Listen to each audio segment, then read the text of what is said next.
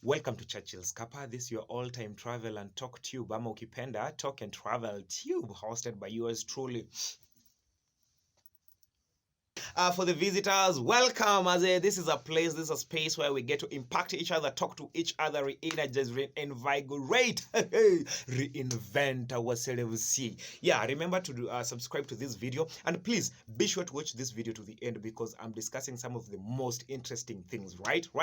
And guys, I'm so excited to unfold some very beautiful discussions with you. Now, yeah, that is going to be episode 1 of this series. So guys, stay tuned. Remember to like this video, drop a comment down below, subscribe if you're a visitor, and share it with your friends such that we can be able to impact so that we can be able to impact a wider audience, a larger community, a better society. Remember, Maze, you support me, I support you. I impact you, you impact me. We challenge each other to becoming a better society, better people, better youth, right? So let's do this.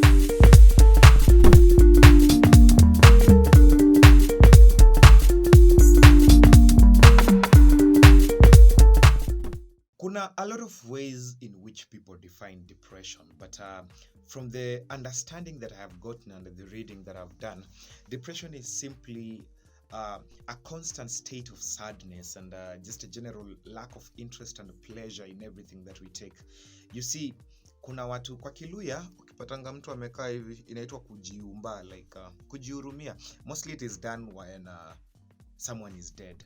Actually tulikuanga tunakataza ukikaa hivi unagongwa mkono. So someone who's depressed, normally unaweza pata mtu kama alikuwa anachangamkia certain activity, kama ni watching movies, reading, riding, doing whatever, making friends, talking to people, cooking, they no longer wanna do it because hakuna hiyo interest, hawana hiyo pull. Mtu anaishi kujihurumia, like remember depression comes kutokana na msongamano wa mawazo. Wow, my Swahili bro. Quite most of the time, a lot of people who are depressed, it is very hard to notice that they are depressed. Si rahisi wajikubali cause utamwambia what's up, I'm good, I'm fine, niko tu so the hawana uchangamfu. I really lack the best word. Depression comes in different forms. I'll just do a quick run on some of the major types of depression and then we'll move on. The first one is the major depressive disorder, and this one is normally characterized by constant sadness, right? The next one is the persistent disorder, or rather also called dysthymia. Is it dysthymia or dysthymia? I'm not sure of the spelling. And this is whereby someone experiences depressive symptoms in a period of about 2 years. And the next one is the bipolar disorder. Let me just mention it. I don't want to go deep into it because this is a whole other thing to consider. This one is a very interesting one, the psychotic disorder, or rather the psychotic depression. Now is whereby you start, it's more or less, think of it as hallucination. Unakuwa na false sense of being, like unakuwa detached and very delusional about reality. Ushaikana mse anakupigia story fulani hadi unaona buda, hizi ni gani? Sometimes haikuangi eti ni mavitu, umse maybe hayuko fiti. Na mostly overlong use of drugs might be a major contribution to this. The next one is the postpartum depression, and this one normally occurs due to the hormonal change and imbalance after childbirth, right? Or even the physical effects after childbirth. Unapatanga hiyo pain, hiyo uchungu. Tunaambiwanga kwamba toothache na labor pain are the most painful pains in the world, right?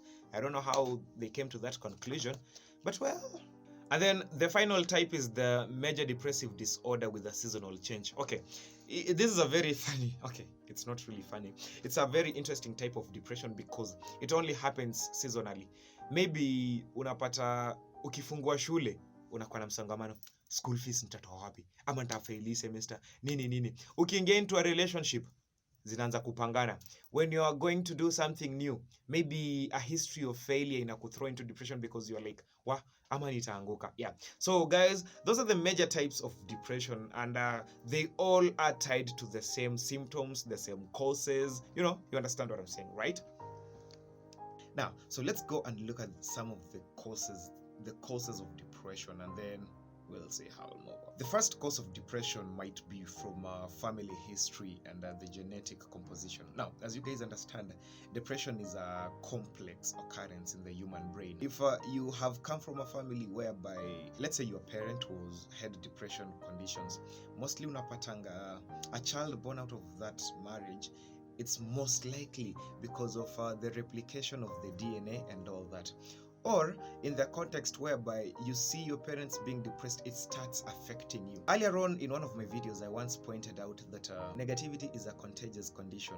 Ukipata mtu ako negative, ako na negative approach, negative energy, they are likely to make you do the same. So it applies the same to depression. It might not be true for most of the people, but studies from universities like Harvard have shown actually that growing up in an environment whereby some people, especially the older ones, are depressed, it is likely to affect the younger ones. So that is the cause number one for depression. And the genetic makeup. So isn't it it's most of the cases not easy to notice, especially if you stay in a environment where people are depressed.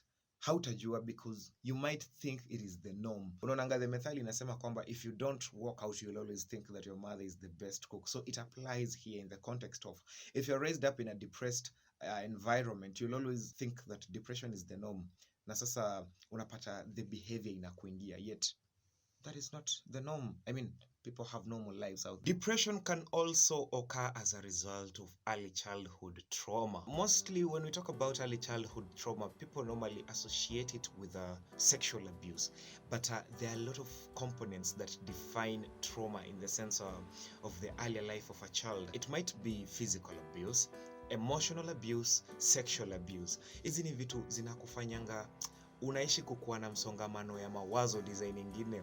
You look yourself, you lose the sense of the being, the sense of self. Kuna kuwa na vitu kama rape, growing up in an environment whereby the adults abuse drugs, especially nicotine, vitu kama tobacco, alcohol. Unajua, when you become a passive intaker of such drugs, what happens is, one, it affects the chemical composition of your brain, and most likely that will affect your genetic makeup, which might at a point lead to depression. I didn't want to go into the intricacies of that in a medical perspective. Again, if people are using drugs around you, unapata hauna that ample time ya kurelax, because most of the time that environment is always stressful. People making noises, shouting, fighting at points. And talk of fighting, it brings me to the idea of domestic violence. As a child, if you're brought up in an issue whereby maybe your father and mother used to fight, or maybe your parents beat you up and something of the sort, you understand what I'm saying. Most likely it affects your emotional stability. And it affecting your emotional stability, and it affecting your emotional stability, it might be a contributing factor. Another idea to consider in childhood trauma might be from natural disasters. Now, I want you to think of something. For example, the children who are raised up in Israel and Pakistan, how ni watu wameishi kuona war, especially recently. Probably some children have lost their parents, some of them have lost their homes.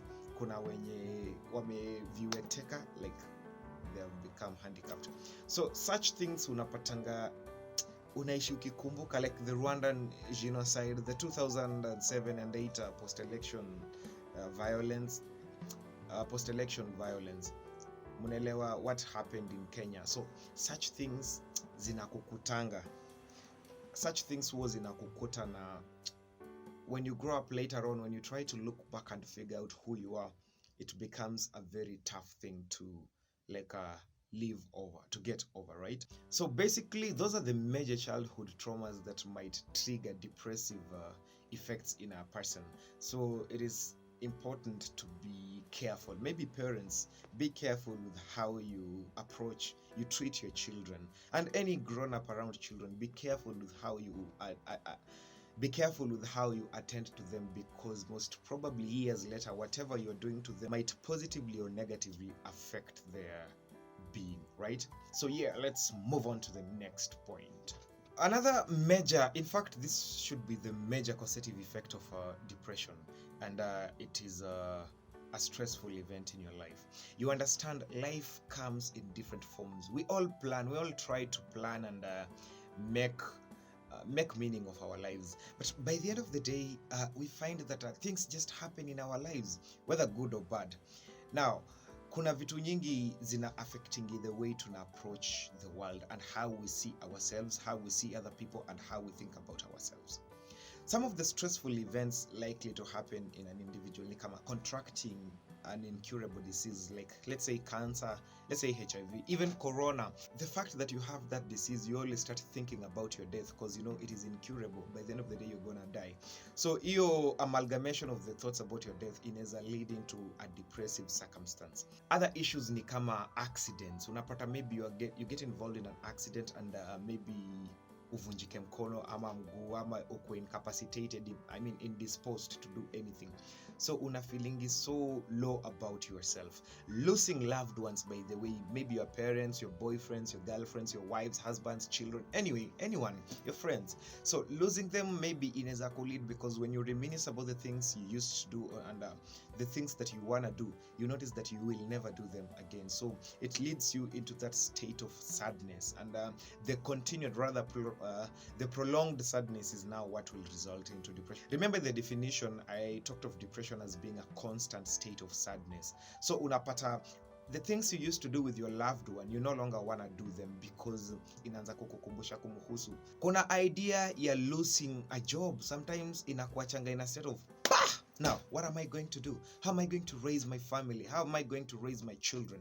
So such things zinakuacha in really a bad state. Conflicts within you. Kugombana na wazazi about issues. Maybe you want to do this, they want you to do that. Marriages. Such things lead into depression. Kukua mistreated in your maybe relationship ama even your marriage. Mtu anakupiga, anakutesa. Such things are likely to leave you in a state of and maybe the idea of sexuality, I think I should talk about it. We are in a society whereby, let me say, apart from being straight, you're not supposed to be of any other sexuality. Now, finding yourself to belong to the LGBTQ community inakuachanga in a state of utakataliwa, you'll be isolated. So unaishingi maisha ya kuji. You understand what I'm saying? And then maybe finally on some stressful events is about isolation, especially to the elderly people. You see, when you're growing old, most of the time, we really don't like spending time with the old people. Okay, personally, I do. I really don't know about you. So how I was there, sometimes they need our love, our warmth. They just need our assurance, making stories with us, like just doing things. But sasa wakiachwa, wakikaa, wanaanzanga kujihurumia. Hata pia wewe, supposedly umepata that disease, or maybe you're of a different sexuality, you are different. Hiyo kukuwa peke yako, ile ukienda mahali wase hawakutaki, inakuachanga ukijihurumia. You're like, what did I do wrong? Such and such things, right? Yeah. The next idea is about drugs and substance abuse. Campus people are really drinking alcohol and smoking weed at rates, man. What the association between drug abuse and depression is that rises from the idea of chemical imbalances that comes to your brain. Remember, drugs was inakupatia hyperactivity, especially vitu kama bang, alcohol, you become hyperactive, right? And the end result is that once your brain gets used to that idea, kuna kuwa na very little time to process the information coming and getting out. So una stress your brain cells, and what happens is that the chemical imbalance will always leave you at a state whereby haujijui. Now the effect is you always have to use drugs, otherwise if you don't, unakuwa na the withdrawal symptoms, which now result into the idea of depression. Again, alcohol na drug use inakupatianga the sense of loneliness, despondency. Una feel like the world is against you, and that normally leads to having so many thoughts within you, triggering and affecting the chemical balance of your brain is what will result in depressive circumstances, right? So this is what I will tell you guys. In as much as we love alcohol and whatever you use, please be careful with the amount that you take it. Don't let it define you. Don't let it be you. You will suffer. Okay, this is not a prophecy of doom. It's just a reality and a logic, right? Here's a quick one. Did you know that when we approach depression from a gender perspective, women are more likely to be depressed than men are? Well, it is not a scientifically proven thing, but it's just like, hapa ndio pale tunasema it is what it is. There is no study that has been conducted, or rather studies have been conducted, but there has never been a conclusive position on why women are easily depressed than men are. Yeah, I thought you should know that. Now, we have seen at least a glimpse of the causes of depression. Now, I think it is important to get into the signs and symptoms. I mean, how would you know that you're depressed? Or rather, how would you look at someone and observe and notice that they're depressed? The first symptom of depression lies on the idea of mood, emotional, and behavioral change, right? Now, this is the most subtle way to detect if someone is depressed, especially in behavioral and mood change. Let's just look at what I'm saying. In the context of mood change, unapatanga people who are depressed become easily angered, they are easily irritable, wanakuwa very aggressive, wanakuwa too moody, like zinaitwa mood swings, right? These people wanakuwa very restless and anxious, especially if it is arising from, let's say, abuse. So mtu ako depressed in their relationship, anakuanga so anxious, ukimwambia, hey, so let's come to your place to see your hubby. Anaanzanga tu, you know, what? Yeah, so such are the things. On the idea of emotional change, such people wanakuwa so empty within, constant sadness na emptiness, like very hopeless. Ni mtu they no longer look up to something. Now ni mtu ulikuwa unapata unamwambia, maybe I grew up, I want to be a doctor, I want to do this, and then something just happens in their lives. For example, you lose your parent and it seems like you have lost your bearings. Sasa you cannot do something, unaishingi tu kujihurumia, which is not the right thing to do. But if that happens, if you observe your friend, maybe alikuwa mtu mchangamfu and then suddenly notice, that is a red flag. Something is happening. And what I can tell you guys, the earlier you detect such things and talk to these people, the better. Behavioral change normally lies on the idea of lacking pleasure and interest in the things we used to enjoy the most. I think I've pointed this thing earlier on. You find that you used to enjoy hikes, you used to enjoy talking to people, serving people, entertaining people. These days you no longer, you just want to be left alone. Na mtu akikwambia kitu hata ushaika tu na mzazi, mtoto anamwambia, anakuja tu kwa upole, ile kofi mtoto anapatiwa. You become tired easily, like ukifanya tu kitu kidogo. Such people wanakuanga in very deep thoughts. Ushaipata tu mtu amekaa ako still, design unamwongelesha, buda ninakwambia hivi, ako tu ako na mawazo. Every other time ukiamka, you're always thinking about stuff. Now most of the time utapata stuff una think hata si vitu za kukujenga. They are so destructive. You start developing thoughts of suicide, and this is a very sensitive thing, by the way. I did a video on suicide and depression. I should be linking it up there. Guys, hii idea ya suicide, it's very deep.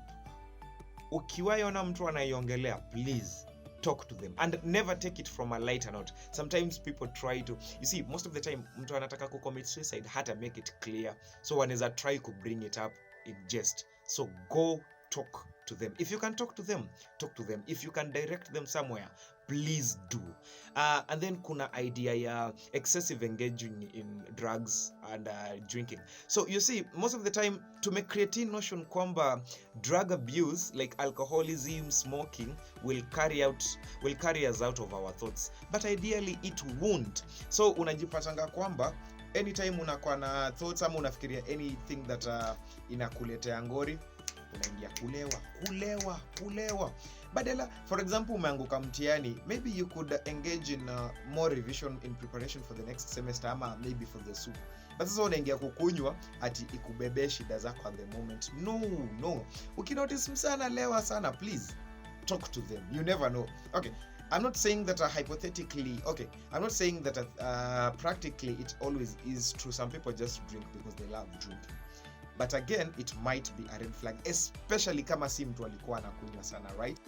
Kuna the idea of cognitive activities. Na hizi ni mambo za concentration, communication na completion of tasks. Watu wako depressed, wako very poor. I think I've pointed about the thought ya mse kukaa, ushaenda kufanya hivi mtu kwa macho, ako tu haoni kitu, haoni kitu. Yeah. Be sure huyo mse hako fiti. Mse akikaa tu amenyamaza, ametulia. Pure communication. Mse anaweza kuwa very aggressive, hataki umuongeleshe, amwambie hey buda ni, wewe ulango. relax, chill. Hapo kuna ngori. Hautaki kufanya kitu. As I told you, unaanzanga kufeel tired very easily. So unataka tu kukaa. Hata watu wako depressed ukiingia kwa room yao maze. It is, I don't want to use the word pathetic, but that is what it is. Because you don't want to do anything. Unaweza pata tu msana kaanga kiamka asubuhi hata binge watch. Sasa hata unashindwa. Okay, hauwezi shindwa because probably maybe you don't understand. Here's a quick one. Did you guys know that another way to detect depression is through the sexual interest of a person? Mostly people who are depressed, they no longer find joy in sex. They used to enjoy it, but siku hizi iko tu hawataki, hawakuitanda wako tu. Such people, be wary about them. Because unaweza kuwa unadhani maybe umsa yuko normal. Well, ukikuwa depressed hauko normal. So na kumbe kuna venye. So talk to them, right? Especially kama mse ali undergo sexual abuse. Because maybe when wakati muna peng hizo memories zinaanzanga kukuja. I understand. Guys, that is just a snapshot on the some of the signs and symptoms of depression. They are not necessarily they're not necessarily the only ones, but at least those are the most recognizable. So please, if you start noticing such behavior in yourself and maybe in others. Now, unaweza taka kujiuliza, how do I know if I'm undergoing such? Ushai notice kuna behavioral change wase wanakuambia by the way umechange siku hizi na wewe mwenyewe how notice. A quick tip to give you is introspection. Try to be writing the things that you're feeling and journaling, because the moment you start journaling, what I notice, you're writing the things you're feeling, the things that you're experiencing, and how life is unfolding for you. So when you start keeping track of the things you're doing and the things you're feeling and how you're responding towards them, it might make it easier to detect a change in you, right? So let's continue. One might ask themselves, now, how do I diagnose depression, right? I have two major methods here. Again, I'll just give an overbrush because I won't go into the details because I'm not really an expert in that. We have the Hamilton Depression Rating Scale, whereby when I'm providing you some questions and then your response to the questions will place you as either you are being depressed or not. I think I'm going to drop the links down below whereby you can click on them and try to do a self-test on yourself. The next one is the Beck Depression Inventory.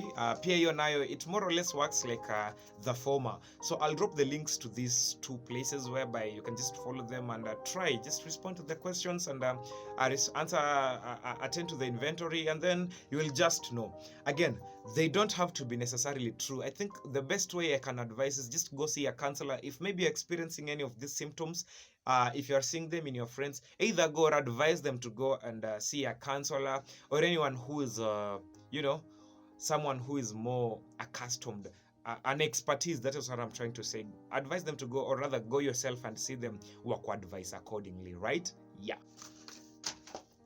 So I think, guys, this will call an end to the first episode of the depression series under the July edition. Thank you so much for watching this video all through up to this point. I really hope you have learned something. I really hope you have been impacted. So guys, start taking action now. As the video continues to unfold, start taking action now. For the next episode, we'll be discussing about the effects of depression and the treatment. Please remember to like this video, comment on it, drop a subscription, right? Turn on the post notification for the next episode, and share it with your friends, because I want us to impact a wider community, a wider audience, right? You understand what I'm saying? Yeah. Till the next one. Churros!